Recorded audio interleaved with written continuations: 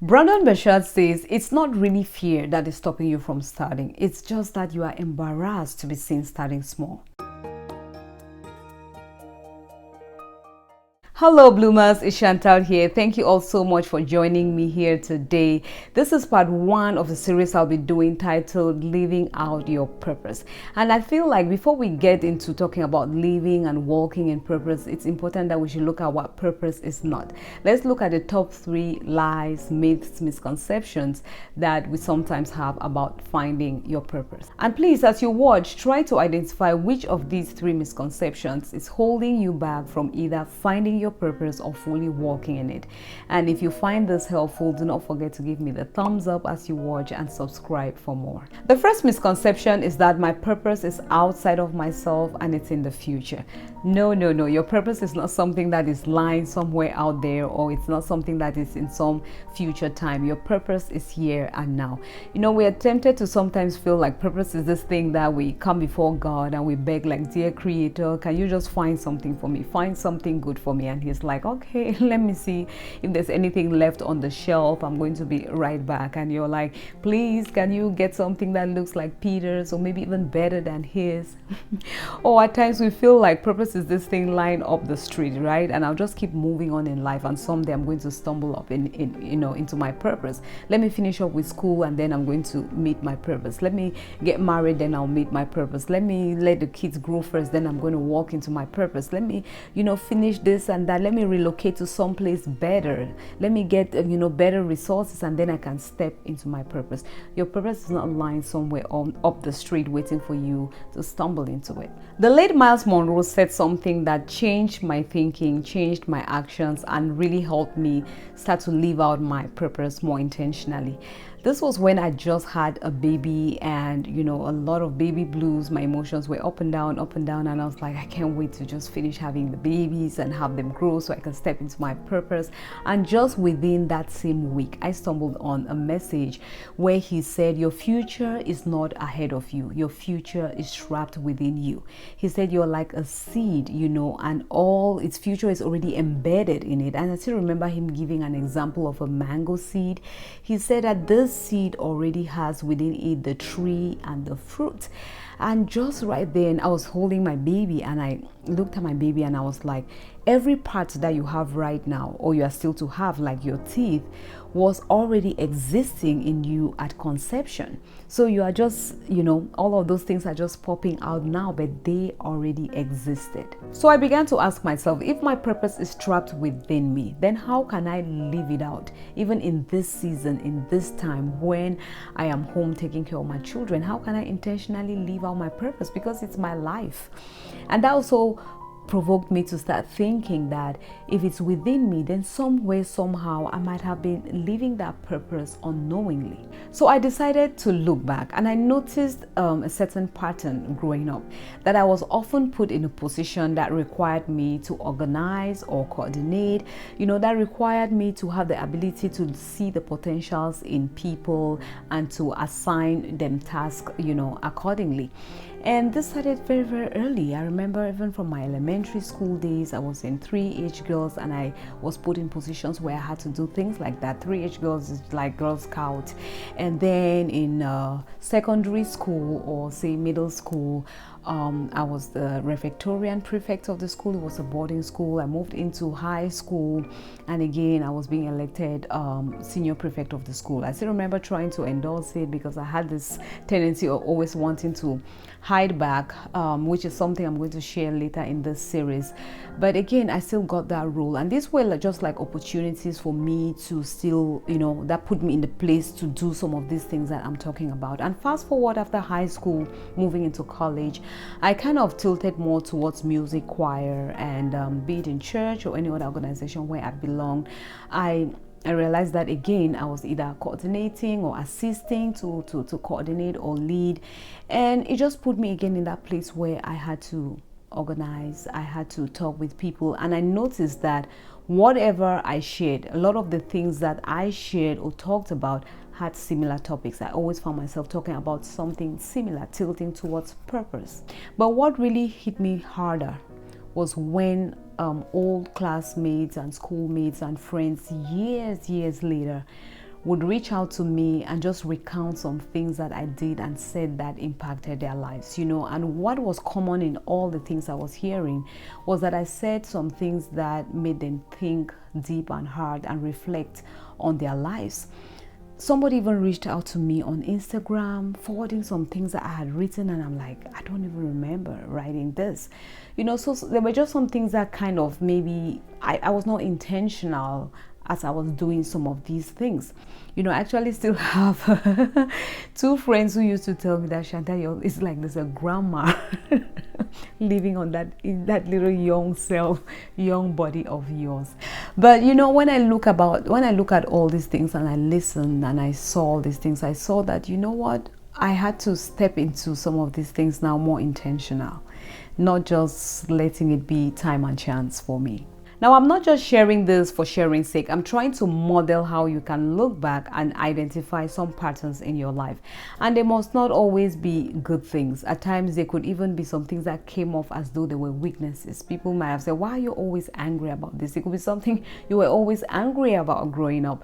My mom used to say that if you're the only one who notices that this table is dirty and you're the only one who is so angry that it has been left dirty, then you're probably the only one who can clean it the way it should be done. So I'm not saying that this is the only way that you find your purpose in life, but this is how I came to see some things I already had been doing, loved doing, and I decided to find out how else I could start doing it intentionally. What were the opportunities around me to live this purpose, even here and now, in my motherhood, here and now, in my marriage, here and now, in my job, in my church, in my community, here and now. How can I live out this purpose, or this thing that is within me?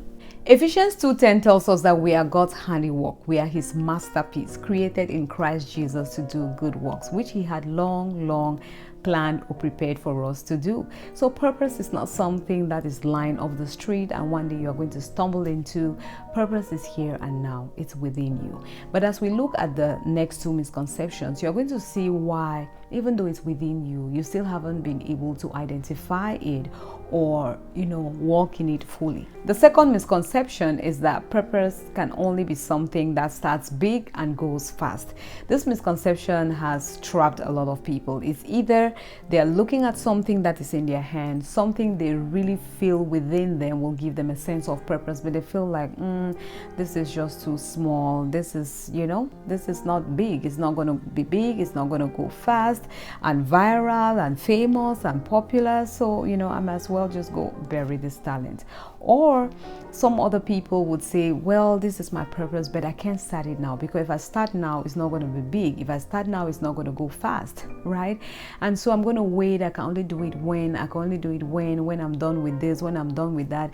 And some people even just say, well, I'm just too old now to start big, so I might as well just bury this talent. This is a dangerous mindset that is keeping a lot of people stuck. Now, before somebody gets me wrong, let me clarify this. I'm not saying that purpose has to always be something that starts small, humble beginnings, even though a lot of successful people would tell you that they started from small, but they can always go either way. If you've been listening to me here on this channel, I always say that average is not equal to holiness. Average is not equal to humility. And I say this to my fellow Christians because at times we are so afraid of greatness. We're afraid of big things. We're afraid when something happens in a very large way because we begin to feel like, am I becoming a little bit, fleshy here? It should not always be so. If you look at the Bible, look at Jesus. Jesus started, his ministry started with very humble beginnings, born in a manger, lived his life as a carpenter's son, and then boom, you start to hear about signs and wonders and miracles and him just ministering and blessing people's hearts. But all along, he was still about his father's business. You see the parents looking for him and he's like, don't you see I'm about my father's business? But then you have another person's ministry like Moses. Moses started large. Moses, first of all, he grew up in the palace. Then yes, some things happened. He left the palace. But when he went back, his ministry did not start timid, right? From day one, he's throwing down a rod, he's turning into a snake, he's having one plague to the next here and there, and that's how everybody wants to start nowadays. We wonder when we arrive, there should be that buzz, there should be that hype, they should be like, oh my God, this is purpose. but it will not always be that, because everybody is looking at purpose through that lens. A lot of people have this greatness in their hands, something within them. They believe that this is what's going to give me a sense of purpose, but they are either throwing it and still waiting for God to show them their purpose, or they are holding it and say, I cannot start now, let me wait for when I can start big and I can go fast with this thing.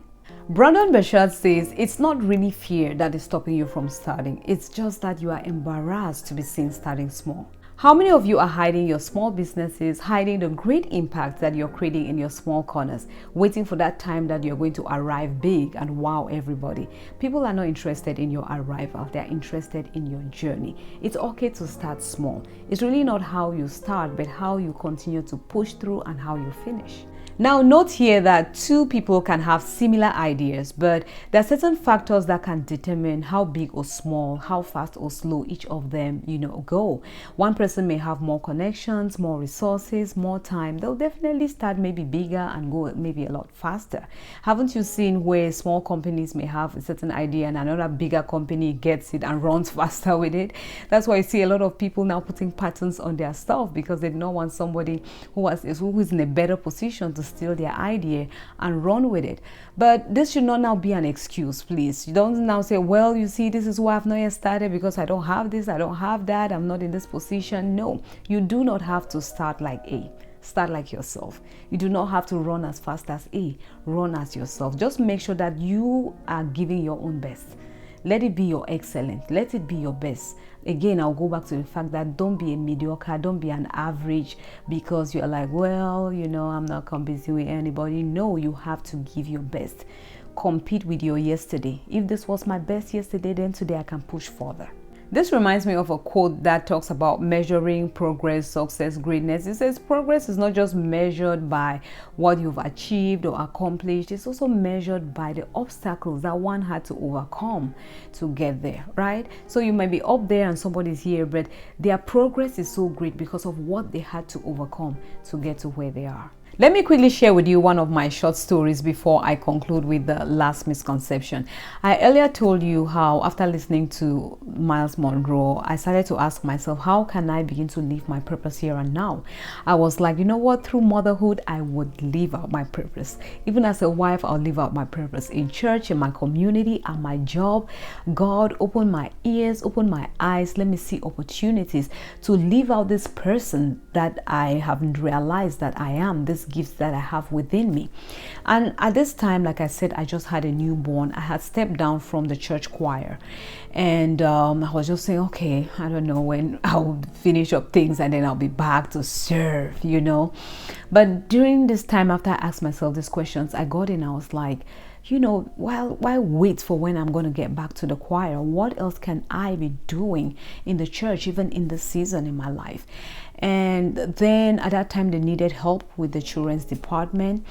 I wasn't so sure how, God would use me in this children's department, because I didn't want it to just be a matter of, okay, signing the kids, take care of them, but I wanted to leave feeling like I have served, So I wasn't really sure, but I had peace in my heart that this was what I had to do in this season. And it was also convenient for me because it has to do with youths and children. And so if there are even activities within the week, I can always bring the kids because it's about the kids, right? So it was really a win-win for me.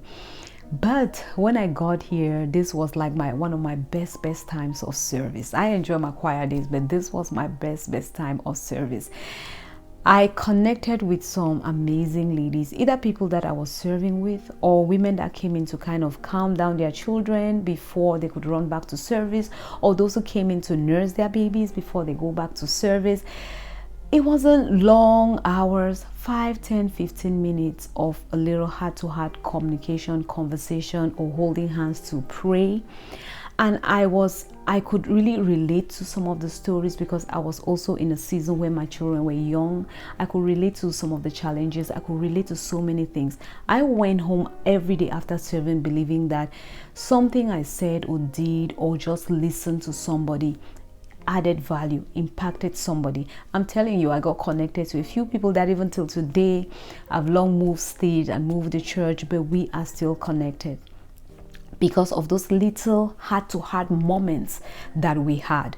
So I'm sharing this to tell you that do not sit on your purpose waiting for, oh my God, when I'll get back to the pulpit, when I'll get here and when I'll get here and wow everybody. God will be opening doors in very unusual places, but you may miss it because you are waiting to start big and to go fast. The last misconception is that when I find my purpose, my life is going to become a bed of roses.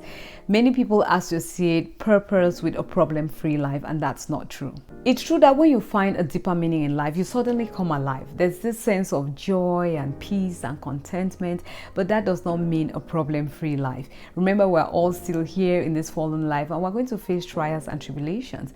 The difference between somebody who has found purpose and somebody who hasn't found purpose is that even though your flesh is beaten, even though you're going through all these ups and downs, at the end of the day, you know that it's for a cause. At the end of the day, you know that there is a greater purpose behind what you are doing.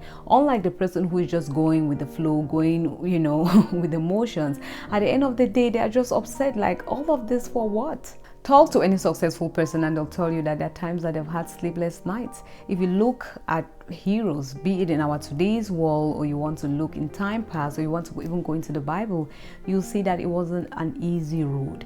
Even Jesus at some point said, please, if you can take this cup away from me. But then he said, nevertheless, let thy will be done. That is when you have purpose, even though this flesh is beaten and sometimes you just want to cry and say, let this cup pass away from me. There is something that keeps you going. There's something that says, you know what, nevertheless, let your will be done and not mine. But the truth is that our God sustains us. He renews our strength. He gives you the will to keep pushing and keep going. And yes, he does reward you even with physical things and spiritual blessings and physical blessings, and above all, the greatest reward that lies ahead of us. Now, there are many more misconceptions about finding your purpose, which I'm going to gradually share as we go along in this series. But I thought we should start the series by looking at these top 3, which I think are the most common that keep people stuck. If you found this helpful, then please support my channel by liking the video, sharing it to many more people so that they can come to the knowledge of how they can find their purpose and pursue it with more clarity and balance, so that we all can bloom and flourish in our everyday life. Thank you for watching, and see you in the next.